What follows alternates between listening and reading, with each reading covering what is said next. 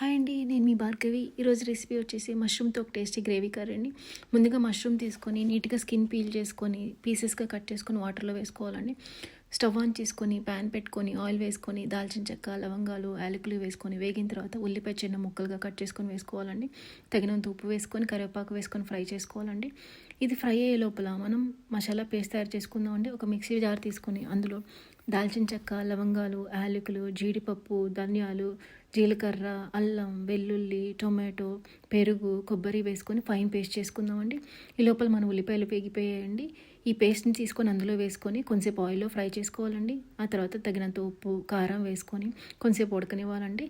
ఇందాక కట్ చేసుకున్న మష్రూమ్ పీసెస్ని అందులో వేసుకొని ఒక 10 to 15 minutes ఉడకనివ్వాలండి. ఆ తర్వాత కొత్తిమీరతో గార్నిష్ చేసుకోవాలండి. అంతే, ఎంతో రుచికరమైన మష్రూమ్ గ్రేవీ కర్రీ రెడీ అండి. రెస్టారెంట్ టేస్ట్ ఉంటుందండి. ఒకసారి ట్రై చేసి చెప్పండి ఎలా వచ్చిందో.